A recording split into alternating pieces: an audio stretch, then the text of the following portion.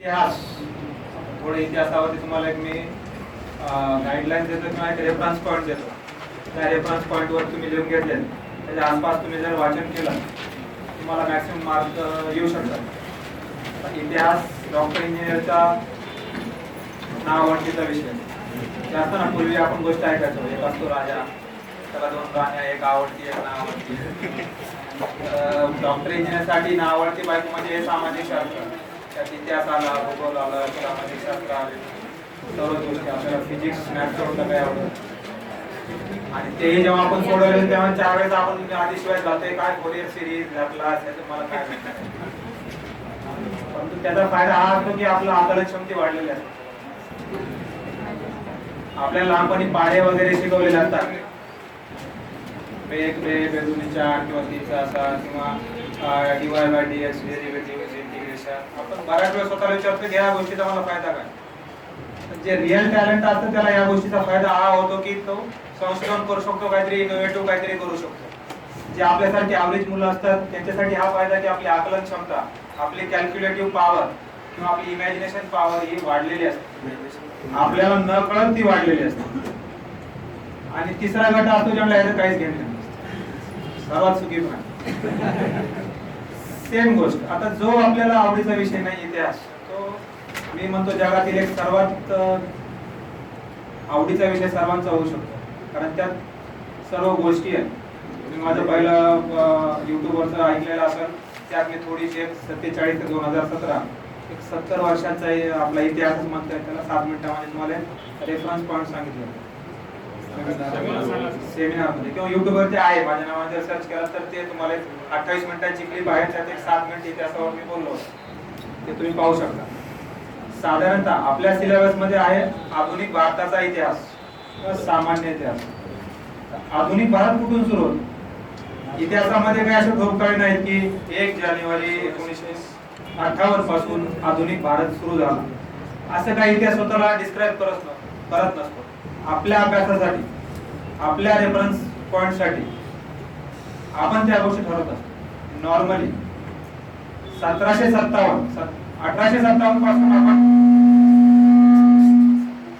1857 पासून आपण नॉर्मली असं धरतो की आधुनिक भारत किंवा स्वतंत्र भारताचा स्वातंत्र्यासाठीचा लढा चालू होता.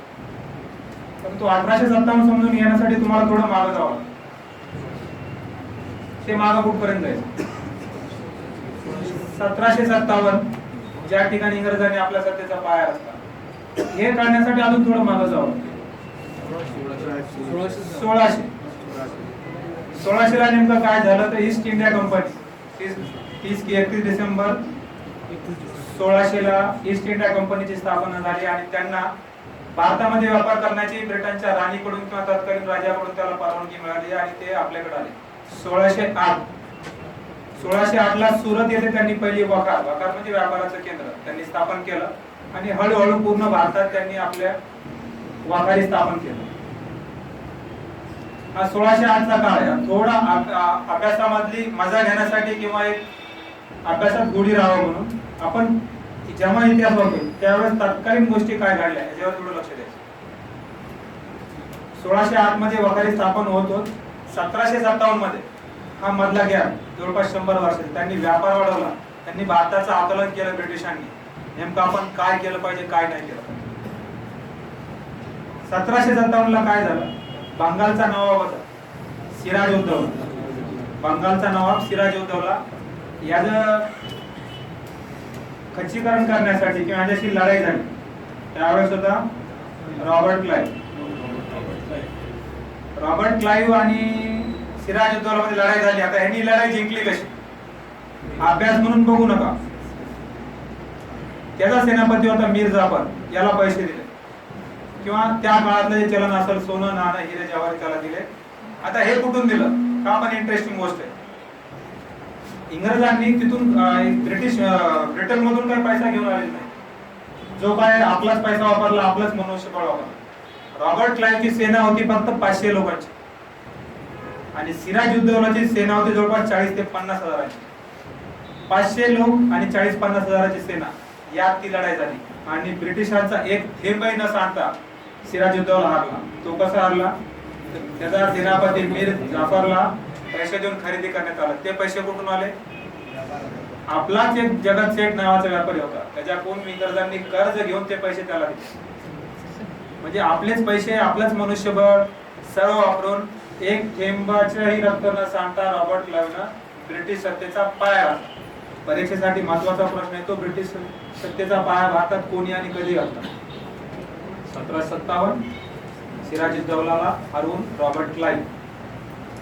त्यानंतर त्यांनी त्या गादीवरती बसवलं मीर कासिमला, पण तोही स्वाभिमानी निघाला आणि त्यांनी ब्रिटिशांची गळचेपी करणं सुरू केलं.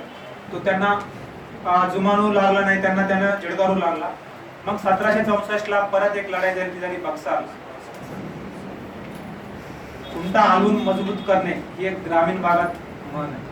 त्याप्रमाणे 1757 ला मुहूर्तमेढ रवली आणि ती मजबूत केली 1764च्या बक्सारच्या लढाईत. आता इतिहास परत बोरिंग सुरू होतो म्हणून आपण थोडं बाजूला जरा या दोन घटनेच्या मध्ये एक महत्वपूर्ण घटना मराठ्यांसाठी. मराठा म्हणजे जात मराठा नाही, मराठा म्हणजे महाराष्ट्रातील मराठा शिवाजी महाराजांचे मावळे, त्यांचं सरकारसाठी 1761 14 जानेवारी मकर संक्रांत पानिपताची लढाई झाली. 14 जानेवारी 1761 ला पानिपताची लढाई कुणामध्ये झालेली?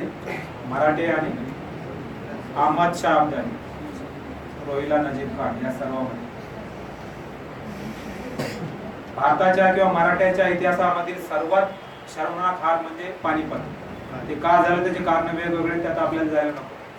सदाशिवराव भाऊ गायब झाले. विश्वासराव जो पुढील पेशवा होता, नानासाहेबांचा थोरला मुलगा, तो मारला गेला. मल्हारराव होळकर ऐन लढाई सुरू होण्याच्या पूर्वी रण सोडून निघून गेले.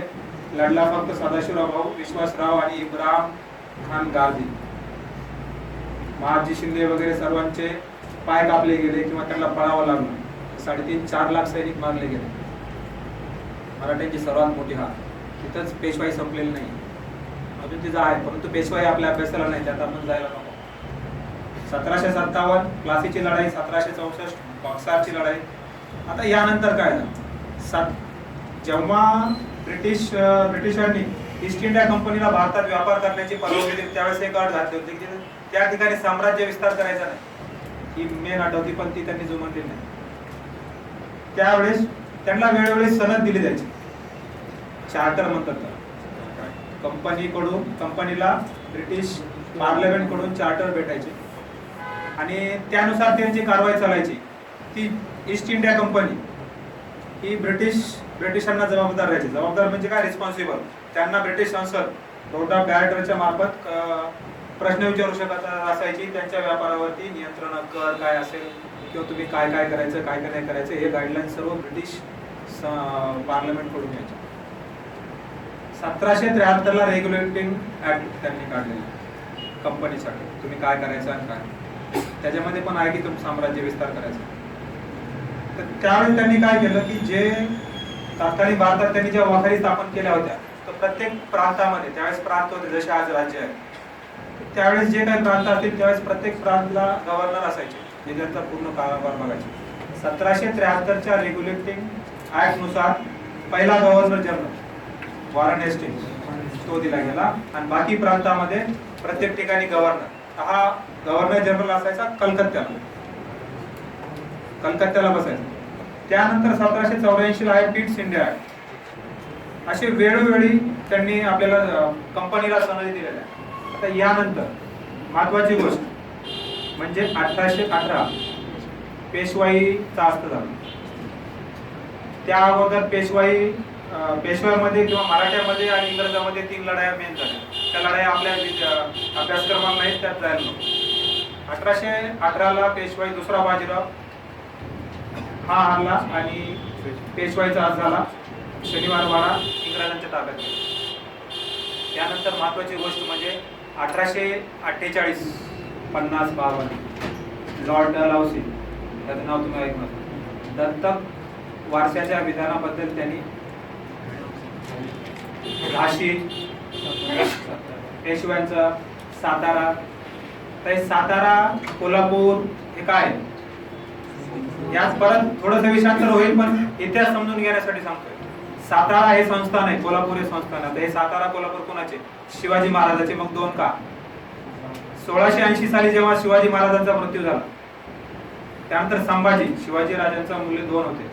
एक संभाजी 1681 ते 1689, आणि त्यानंतर त्याचा दुसरा मुलगा शिवाजीचा राजाराम. हे दोन झाले. संभाजीला मारल्यानंतर राजाराम गादीवरती आला. राजारामाच्या नंतर ताराबाई, राजारामाची बायको, तिचे सेवक संताजी धनाजी, की ज्यांचे मोगलाचे घोडे पण पाणी पिताना त्यांना घाबरायचे. 1707 साली भारतीय इतिहासातील सर्वात मोठी घटना घडली मोगलांच्या बाबतीत.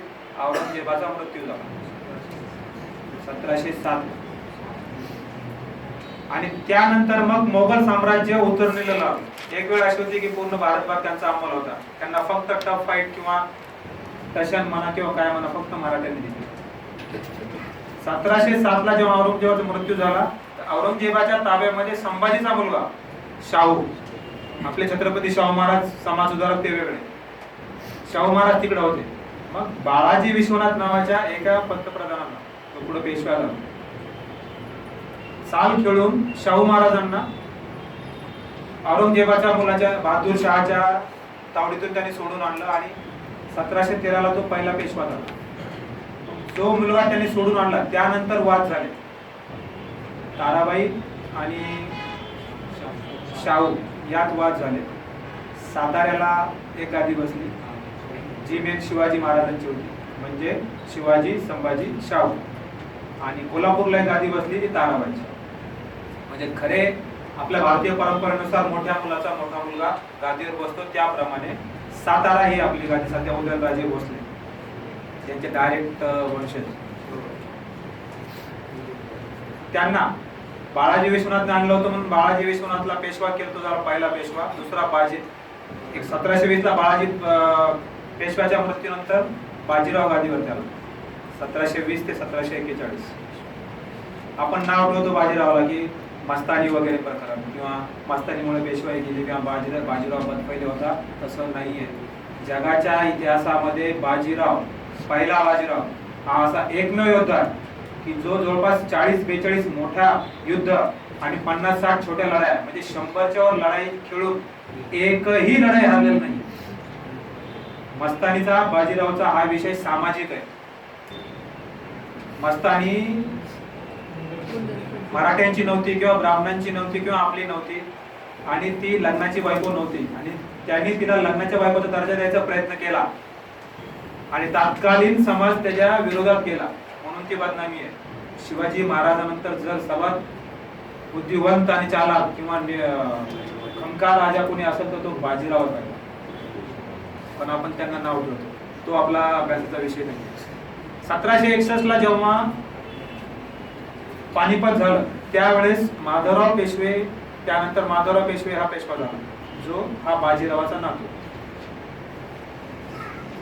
त्या नातू असताना त्याचा मुलगा, त्याच्या मृत्यूनंतर त्याचा मुलगा आला, तो काका आला, राघोबा वगैरे. आणि हा राघोबाचा मुलगा म्हणजे दुसरा बाजीराव, जो ज्याला नाव आपण ठेवू शकतो, ज्याच्या काळात पेशवाई बुडवली, की ज्या काळात फक्त पूजा पाठ अर्चा चालले, त्यांना साम्राज्य व्यवस्थित सांभाळता आलं नाही. त्या ठिकाणी 1818 ती पेशवाई त्या ठिकाणी संपली. परंतु तरीही त्यांचा मुलगा नानासाहेब पेशवा, ज्याचं संस्थान खालसा केलं लॉर्ड डलहौसीने, त्याच्याबरोबर त्या 1857च्या उठावात तो सर्वात पुढे होता. बहादूर शहा जेव्हा परत राजावरती बसवलं, दिल्लीच्या गादीवरती बसवलं होतं, त्यांनी पेशवा म्हणून परत नानासाहेबांनाच घोषित केलं. म्हणजे आपण 1757 पासून 1857 पर्यंत आलो. त्यात महत्वाच्या गोष्टी 1757 प्लासी, 1764 बक्सा, 1818 पेशवाई बुडाली, मध्ये 1773चा रेग्युलेटिंग ऍक्ट, 1784 चा पीट सिंध ऍक्ट, 1850च्या आसपास लॉर्ड डलहौसीनं संस्थाने खालसा केली, त्याच्या विरोधात बंड झाला. 1757चं तात्कालिक कारण मंगल पांडेने गोळी झाडली. का झाडली? एनफिल्ड नावाची बंदूक होती, तिचं जे कारतूस होतं ते तोंडाने तोडावं लागायचं. त्यात गायीची चरबी आणि डुकराची चरबी असायची. गाय हिंदूसाठी पवित्र आणि डुक्कर मुस्लिमांसाठी निषिद्ध. आपण गायीचं मांस तोंडात घेऊ शकत नाही आणि मुस्लिम डुकराचं मांस घेऊ शकत नाही. एक भडका उडाला धार्मिक कारण जरी असलं तरी त्यामागं सामाजिक असंतोष आणि राजकीय असंतोष मोठ्या प्रमाणावर होता. भारतात त्या काळात जवळपास 500 ते 600 संस्थान होते. मग मंगल पांडे जेव्हा गोळी झाडली ती थोडं प्री मॅच्युअर बंड झाला. बंड नाही म्हणता येणार, तो स्वातंत्र्य युद्धच होतं, थोडं प्री मॅच्युअर झालं. 31 मे 1857 ही तारीख ठरलेली होती. त्यावेळेस मोबाईल नव्हते, टेलिग्राम तार अशा काहीच घोषणा झाल्या. त्या काळातही प्लॅनिंग केलेली, ब्रिटिशांकडे सर्व होते. त्या काळातही भारतीय लोकांनी, भारतीय संस्थानिकांनी जे या गोष्टीपासून दुखावले गेले होते किंवा जे धार्मिक कारणामुळे दुखावले गेले होते ते एकत्र झाले. परंतु भारताची बॅड लक यासाठी की आपण सर्व एकत्र आलो नाही. जर 1857चा उठाव कुठे कुठे झाला आपण एखाद्या नकाशावरती काढलं, एक 20-25 डॉट येते. पूर्ण महाराष्ट्र शांत, पूर्ण दक्षिण भारत शांत, पूर्ण गुजरात शांत, पूर्ण मेवाड, पूर्ण मारवाड शांत, सेवन सिस्टरचा काही संबंध नाही, हिमालयाचा काही संबंध नाही, अफगाणिस्तानचा काही नाही. थोडंफार झालं उत्तर प्रदेश, बिहार, मध्य प्रदेश, नागपूरच्या वर. त्यात महत्वपूर्ण भूमिका बजावली ती परत एकदा मराठ्यांनी. तात्या टोपे असतील, नानासाहेब पेशवा असेल, त्यावेळेस फक्त ते महाराष्ट्राच्या बाहेर होते. सर्वजण 1857चे उठावाच्या अपयशाची कारण मग यात आहेत. एकत्र नव्हतो, आपल्याकडे सोयीसुविधा नव्हत्या, त्या सर्व गोष्टीमुळे त्यात आपला पराभव झाला. 1857चा फायदा काय? फायदा हा त्यानंतर 1 जुलै 1958 राणीचा जाहीरनामा. मग त्या जाहीरनाम्यानुसार राणीनं ईस्ट इंडिया कंपनीकडे जे मक्तेदारी दिली होती ती सर्व काढून घेतली आणि डायरेक्ट राणीचा अंमल आपल्यावरती सुरू झाला. एक चार्टर म्हणा त्याला, एक सनद म्हणा. महत्वपूर्ण घटना 1857च्या उठावानंतर 1 जुलै 1858 राणीचा जाहीरनामा. तो दरबार अलाहाबादला भरून तो दरबारात ते राणीचा जाहीरनामा डिक्लेअर करण्यात आला. परत परीक्षेसाठी हे महत्वपूर्ण, कुठे झाला, कधी झाला, फायदा काय. त्यानंतर मग राणीनं त्या जाहीरनाम्यात हे वचन दिलं, अभिवचन दिलं भारतीयांना की तुमच्या धर्मामध्ये आम्ही हस्तक्षेप करणार नाही, तुमच्या समाजामध्ये आम्ही हस्तक्षेप करणार नाही. सेकंड थिंग, यातली सर्वात अजून एक महत्वपूर्ण की जे गव्हर्नर जनरल 1773च्या रेग्युलेटिंग ऍक्ट नुसार सुरू झाले होते, गव्हर्नर जनरल ते बंद केलं आणि व्हाईसरॉय सुरू केलं. त्यावेळेस डलहौसीला काढून 1757च्या बंडानंतर डलहौसीला काढल्यानंतर त्या जागी आला होता लॉर्ड कॅनिंग. परीक्षेत येणारा प्रश्न, शेवटचा गव्हर्नर जनरल कोण? Lord Canning. दुसरा प्रश्न, पहिला व्हाईसरॉय कोण? Lord Canning. आला कधी? 1 जुलै 1958च्या राणीच्या जाहीरनाम्यात. त्यानंतर इंग्रजांनी किंवा ब्रिटिशांनी एवढे अत्याचार अन्याय केले की भारतीयामध्ये दहशत बसली. 1857 झाल्यानंतर जवळपास 50-60 वर्ष काहीच नाहीये, कुणाचीच मानवर नाहीये. सामाजिक सुधारणा सोडता कुणीही बंड केलेलं नाही, कुणीही आवाज उचललेला नाहीये. कारण त्यांनी त्या खूप क्रूरपणे तो बंड आपला त्यांनी नेस्तनाबूत केलेला होता. सर्वांना जे जे बंडात सहभागी होते, झाशीची राणी असेल, तात्या टोपे, नानासाहेब पेशवे, कुवर, ती बेगम हजरत महल, सर्वांना परागंदा म्हणजे पळून जावं लागलं किंवा मरावं लागलं आणि भयानक मौतीने त्यांनी सर्वांना मारलं. खूप मोठ्या प्रमाणात हत्या केल्या. विहिरीमध्ये जे बंडात सहभागी झाले सैनिकांचे धड कापून विहिरीमध्ये टाकण्यात आले, झाडाला लटकवण्यात आले. सावरकरांचं पुस्तक आहे 6 सोनेरी पान, विदा सावरकरांचं, किंवा स्वातंत्र्य समर 1857 स्वतंत्र समर, यात वाचा. इतक्या भयानकपर्यंत आपला बंड दाबून टाकण्यात आला की परत माना उचलण्याची ताकद राहिलेली नाही. मग त्यानंतर काय झालं?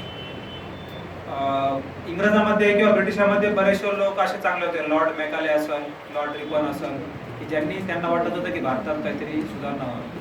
आता लॉर्ड मेकाले कोण? त्यांनी जो शिक्षणाचा झिरवता सिद्धांत मांडला जवळपास 1832च्या आसपास. आपल्या महात्मा फुले यांचं म्हणणं असं होतं की खालून वरती शिक्षण झालं पाहिजे, गरीबापासून अमेरिका. लॉर्ड मेकाले म्हणतात झिरवता सिद्धांत, वरिष्ठ वर्गाला शिकवा, झिरपत आपोआप कनिष्ठ वर्गापर्यंत किंवा खालच्या जातीपर्यंत. लॉर्ड रिपननं काय केलं? 1881 ला पंचायत राज संस्थाचा कायदा केला, जे आपण आज बघतोय, ज्या काल परवा इलेक्शन झाले, ग्रामपंचायत, जिल्हा परिषद, ह्याची सुरुवात 1881 झाली लॉर्ड रिपनने केली. आणि ज्याप्रमाणे आपल्याला सनद द्यायचे कंपनीला ब्रिटिश सरकार, त्याप्रमाणे आपल्याला हे काही सुविधा दर 10-20 वर्षांना ब्रिटिश पार्लमेंट द्यायचे. पहिले जशी कंपनी त्यांना जबाबदार होती, त्यानंतर डायरेक्ट ब्रिटिश पार्लमेंटचा अंमल आपल्याला सुरू झाल्यानंतर 1893 ला त्यांनी सुधारणा दिल्या. 1909 मोर्ले मिंटो सुधारणा. आता मोर्ले कोण आणि मिंटो कोण? मोर्ले म्हणजे त्या काळाचा भारत मंत्री आणि मिंटो म्हणजे इथला व्हाईसरॉय. 1909. मग तुम्हाला अभ्यासाच्या गोष्टी 1893च्या ऍक्ट नुसार काय काय भारताला सुविधा भेटल्या. इलेक्शन सुरू झालं किंवा प्रतिनिधित्व भेटलं. 1909 मोर्ले मिंटो सुधारणा, यातही बऱ्याचशा गोष्टी, मुस्लिमांना प्रतिनिधित्व दिलं गेलं, महिलांना दिलं गेलं, मतदानाचे अधिकार दिले गेले. 1909 मॉन्टेग्यू चेम्सफर्ड, मॉन्टेग्यू भारत मंत्री आणि चेम्सफर्ड व्हाईसरॉय. याच्यामध्ये पण 1919 मध्ये काय काय सुधारणा आपल्याला दिल्या त्या पण तुम्ही अभ्यासून घ्या. इन बिटवीन यात परत काय झालं.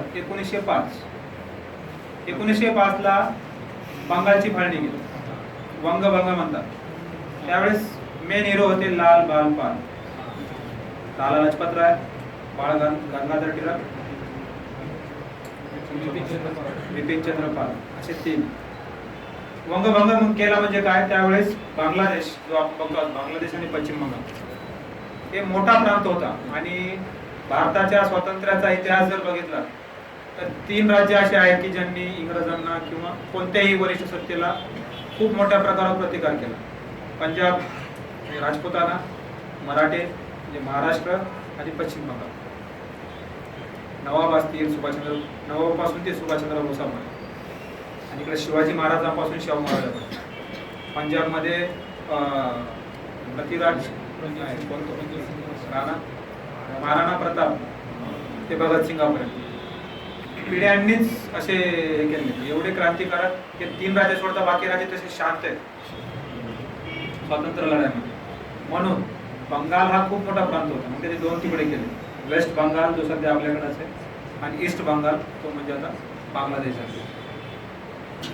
हे तुकडे केल्यानंतर भारतीय मन त्याला किनार होती हिंदू मुस्लिमांची. 1857 मध्ये हिंदू मुस्लिम एकत्र येऊन लढले. त्यानुसार बोडा आणि जोडा नीती सुरू केली. याचाच एक परिपाक म्हणून 1905 ला बंगालची फाळणी करण्यात आली आणि 1947 ला भारत देशाचीच करण्यात आली. हा त्यांनी माग वापस कधी घेतला 1911 ला शेवटी ब्रिटिशांनी पार्लमेंटला माघार घ्यावी लागली आणि बंगालची फाळणी रद्द केली. आणि त्याच वर्षी कलकत्त्याची राजधानी दिल्लीला आणली. त्या राजधानीच्या मिरवणुकीमध्ये रासबिहारी बोस आणि सत्येंद्रनाथ सन्याल या दोघांनी मिळून बॉम्ब टाकला. त्यावेळेसच्या गव्हर्नर जनरल वरती बॉम्ब टाकला आणि पळून गेले. नंतर ते जपानमध्ये त्यांनी इंडियन नॅशनल आर्मी वगैरे ते कार्य. नंतर 1919 नंतर काय झालं, त्याच्या अगोदर थोडं 1916 ला मुस्लिम लीग आणि राष्ट्रसभा म्हणजे आजची काँग्रेस जी स्थापना आहे 1885 झाली. राष्ट्रसभेच्या अभ्यासामध्ये पण तुम्हाला 3 ठळक पाठ करता येते. 1805 ते 1905 मावळा काळखंड, गोखले, रानडे, अर्ज द्या, विनंती करा. आपण त्यांना आज नाव ठेवतो पण त्या काळात ते योग्य होतं. आजही तुम्हाला प्रशासनाविरुद्ध आवाज उचलायचा तर आजही तुमची हिंमत होणार नाही. आपण आज नाव ठेवतो काय केलं गांधीजींनी, काय केलं त्यांनी. मावळांना आपण नाव ठेवतो काय अर्ज आणि विनंत्याने देश स्वतंत्र होत नसतो, पण ती त्या काळाची गरज होती. 1905 ला टिळक युग सुरू होतं. 1905 ते 1920 1 ऑगस्ट 1920 त्यांचा मृत्यू होईपर्यंत त्याला म्हणतात जहाल कालखंड. याचाही चांगला अभ्यास करा. आता अभ्यासाचे मुद्दे कोणते. काँग्रेसचा पहिला अध्यक्ष, दुसरा अध्यक्ष, पहिला मुस्लिम अध्यक्ष, सर्वात जास्त अध्यक्ष कोण झालं. आता हे मी उत्तर सांगत नाहीये का, कारण तुम्हाला ते शोधायचे, तुम्ही तुमचे शोधा. किंवा पहिल्या सभेला किती लोक प्रेझेंट होते, प्रतिनिधित्व कुणी कुणी कसं कसं केलं, स्थापना कुणी केली. आता स्थापना करण्यात मेन 2च होते, ते ब्रिटिश होते. चालेल, नाव सांगत नाही मी, तुम्ही शोधा. मग 1916 ला मुस्लिम लोक आणि यांची एकी झाली की आपण एकत्रितपणे लढलं पाहिजे. ते जास्त काळ टिकलेलं नाही. 1920 ला महत्वाची घटना अशी घडली, दुःखद घटना, की लोकमान्य टिळकांचा मृत्यू झाला, परंतु महात्मा गांधीचा उदय झाला. असहकार आंदोलन अभ्यासासाठी अजून एक महत्वाचं 1921 ला असहकार म्हणजे काय? ब्रिटिशांना सहकार करायचं. साधं लॉजिक होतं. सत्याग्रह, सत्याचा आग्रह करणे. असहकार म्हणजे सहकार न करणे. लाखो लोक, लेडीज, फर्स्ट टाइम भारताच्या राजकारणामध्ये, राजकीय इतिहासामध्ये लेडीज रस्त्यावरती आल्या, लढण्यासाठी आल्या, मोकळेपणाने आल्या ह्या महात्मा गांधीचे असहकार आंदोलनामध्ये. परंतु 5 फेब्रुवारी 1922ला चौरी चौरामध्ये काही अतिउत्साही तरुणांनी पोलीस स्टेशन जाळलं आणि त्यांनी ते असहकार आंदोलन मागे घेतलं.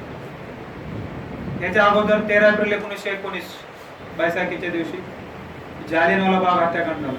त्यातून भगतसिंगासारखे तडफदार नेतृत्व पुढारलं. 1923ला स्वराज्य पक्षाची स्थापना केली. आता ही कोणी केली ते तुम्ही अभ्यासा. यात अजून एक चांगली प्रामुख्याने घटना घडली, ती म्हणजे सुभाषचंद्र बोस ICS वयाच्या 21व्या-22व्या वर्षी पहिल्या प्रयत्नामध्ये 9 महिन्यामध्ये ICS म्हणजे आजची IAS, इंडियन सिव्हिल सर्व्हिसेस, आज आपण ज्याला कलेक्टर म्हणतो IAS, ती परीक्षा पास झाली 9 महिन्यात अभ्यास करून. परंतु ती परीक्षा किंवा ती नोकरी जॉईन करण्यासाठी त्या काळात एक प्रथा अशी होती की मी ब्रिटिश राणीला माझ्या निष्ठा वाहत आहे. मी जे काय करेल ते ब्रिटिश राणीच्या चरणी अर्पण करतो किंवा तिला माझ्या सर्व निष्ठा तिच्याकडे आहे. तशा पद्धतीने आपल्या निष्ठा सर्व आपल्या राष्ट्रपती किंवा देशाप्रती असतात. तो लिहून द्यायला सुभाषचंद्र बोसचं मन तयार झालं नाही आणि त्यांनी ती सेवा जॉईन नाही केली आणि भारतामध्ये राजकारण किंवा समाजकारण करण्यासाठी, देश सेवा करण्यासाठी आले. गांधीजींना भेटले. गांधीजी आणि त्यांच्यामध्ये खूप मतभेद होते. आजही ते किनार आपल्याला दाखवले जाते की गांधीजी, नेहरू आणि सुभाषचंद्र बोस यांच्याबद्दल काही निगेटिव्ह वातावरण केलं जातं, तयार केलं जातं, पण तसं नाही आहे. शेवटपर्यंत ते तिघं एक होते. एकमेकाला टाळण्याचा काहीच विषय नव्हता. त्यांच्यात तात्विक मतभेद होते. सुभाषचंद्र बोसला असं वाटायचं की आपण हे आंदोलन तर ठीकच आहे, आपण स्वतःची आर्मी उभा करून पण लढलं पाहिजे. हे महात्मा गांधीला त्यांच्या तत्त्वानुसार मान्य नव्हतं. सत्याग्रह आणि अहिंसा यामुळे मान्य होते. याच्यात हे तात्विक मतभेद होते. त्यांचे मन दुरावले कधी नव्हते. महात्मा गांधीला राष्ट्रपिता ही पदवी, फादर ऑफ नेशन, सुभाषचंद्र बोसांनी दिलेली आहे. ती कधी दिलेली आहे? जेव्हा दुसरा महायुद्धाच्या शेवटी जपानची मदत घेऊन सुभाषचंद्र बोसांनी अंदमान निकोबार हे बेट काबीज केले होते आणि भारताचं सरकार स्थापन केलं होतं, स्वतंत्र भारताचं. त्यावेळेस त्यांनी पहिलं भाषण केलं होतं, ते डेडिकेट केलं होतं फादर ऑफ नेशन महात्मा गांधीला. राष्ट्रपिता संबोधून त्यांनी भाषणाची सुरुवात केली होती. आणि आज आपल्याला ठराविक वर्ग असा शिकवला जातो की त्या दोघात मतभेद होते. गांधीजीमुळे सुभाषचंद्र बोसला देश सोडावा लागला. हा फॅक्ट नाही. कारण वेगळी आहेत. तात्विक मतभेदामुळे गेले, मतभेदामुळे नव्हते गेले. सेम गोष्ट पंडित नेहरू आणि सुभाषचंद्र बोस यांची पण सांगता येईल. तो विषय थोडा बाजूला. 1925 पर्यंत आपण आलो होतो. यानंतर रिव्होल्युशनरी, क्रांतिकारक हा गट पुढे आलेला होता. 1857च्या बंडानंतर जी जुलम आपल्याला केलं, त्यानंतर ती एक फळी थांबलेली होती, ती उफाळून नंतर आली. ती का आली? याला किनार आहे. बाहेरच्या जगात काय चाललेलं होतं? बाहेरच्या जगात रशियामध्ये क्रांती झाली होती. कम्युनिझम म्हणजे काय? लोकशाही. आता एक विषांतर नाहीये, पण समाजासाठी जे आपण नेहमीच भांडवलशाही, कम्युनिझम, लोकशाही, समाजवाद, साम्यवाद नेमक्या काय भानगड असं आपल्याला कळत नाही. एक छोटं उदाहरण देतो तुम्हाला, ते आयुष्यभरासाठी क्लिअर होते. 10 गायी आहेत. गायी कळतात ना? दोन. साम्यवाद म्हणजे काय? साम्यवाद म्हणजे ती कुणाचीच मालकी राहणार नाही त्या 10 गायांवर. ती पूर्ण मालकी सरकारची राहते. गाईला खाऊ पिऊ तुम्ही घालायचं, दूध तुम्ही काढायचं, सगळं दूध सरकार जमा करायचं आणि मग मी तुम्हाला वाटून देईन. हा झाला साम्यवाद. कम्युनिझम हे म्हटलं कोणी, मार्क्स ना. हा कम्युनिझम. याच उदाहरणार्थ समाजवाद म्हणजे काय? जो आपल्या पंडित नेहरूंना आपण जो आजही समाजवादाला आपण बऱ्याच प्रमाणात, समाजवाद म्हणजे ह्या 10 गायीपैकी 5 गायी शासनाच्या मालकीच्या आणि 5 तुमच्या मालकीच्या. यात तुम्हाला बंधन नाही की सगळं मला द्या. यात मी काय करेल, माझ्या 5 गायीचं जे दूध आहे ते तुम्हाला वाटेल गरजू लोकांना, आणि जर कमी पडेल तर तुमच्या ज्या 5 गायी आहेत, काही ज्या गायी आहेत, त्यातलं कर रूपी तुम्ही मला द्या. मग मी कशासाठी? सरकारच्या भल्यासाठी नाही, लोकांना वाटण्यासाठी. हा झाला समाजवाद. भांडवलशाही म्हणजे काय? या सगळ्या प्रायव्हेट मालकी, त्यांच्यावर नियंत्रण नाही, त्यांनीच त्यांना खाऊ पिऊ घालायचं, दूध काढायचं, त्यांनीच त्यांना वाटेल त्या भावाने विकायचं. ही झाली भांडवलशाही. डावं उजवं काय? सेंटर काय? Left of the centre, right of the centre. जे धार्मिक विचार आहेत, जे बीजेपी वगैरे असे पक्ष आहेत की ज्यांचे विचार धार्मिकदृष्ट्या प्रखर आहेत, ते उजव्या विचारसरणीचे लोक म्हणतात. डावं काय? कामगार वर्ग, गोरगरीब यांना सामोरे घेणार, साम्यवाद, समाजवाद, त्या गोष्टी डावीकडच्या. आणि उजवीकडच्या गोष्टी म्हणजे काय? धार्मिक गोष्टी किंवा सरंजामशाही किंवा हे हुकुमशाही, या उजवीकडच्या, फॅसिस्ट वगैरे आपण जे म्हणतो. सोप्या टर्म आहेत पण त्या कन्फ्यूज करतात मला की भारत मुक्त व्यवस्थेकडे चालला. मुक्त आणि बंदिस्त काय? बंदिस्त म्हणजे आपल्याला बाहेर व्यापार करायला परवानगी नव्हती, किंवा इन्शुरन्स सेक्टर, लोन सेक्टर, बाहेरच्याला परवानगी नव्हती. जे करत ते गव्हर्नमेंट करत. LIC गव्हर्नमेंटची कंपनी तुमचं इन्शुरन्स करत किंवा गव्हर्नमेंटने मान्यता दिलेलं भारतीय कंपनी करते. 1991 आपण मुक्त अर्थव्यवस्था स्वीकारली. त्यात काय केलं? बाहेरच्याला परवानगी दिली. ज्या घोड्या गाड्या आपल्या रस्त्यात दिसत आहेत त्याचे परिणाम आहेत, कारण मागता क्षणी लोन मिळू लागलं. ह्या छोट्या छोट्या टर्म आहेत, त्या तुम्ही कुठेही लिहून ठेवा किंवा गुगलवर तुम्हाला सर्च करूनही सापडतं. तर आपण आलो होतो जवळपास 1930च्या क्रांतिकारी याच्यापर्यंत. भगत सिंग आणि सँडर्सला मारलं. का मारलं? सायमन कमिशनच्या विरोधात लाला लजपत रायने आंदोलन काढलं. सायमन कमिशन काय? तर भारताला नेहमी सुधारणा घडत जायच्या. 1919च्या कायद्यामध्ये असं देण्यात आलं होतं की भारताला हळूहळू सुधारणा दिल्या जातात. तर त्या सुधारणेचा अभ्यास करण्यासाठी सायमन कमिशन आलं होतं, आणि ज्यात भारतीयांना प्रतिनिधित्व नव्हतं, काहीच नव्हतं, भारतीय एक पण नव्हता.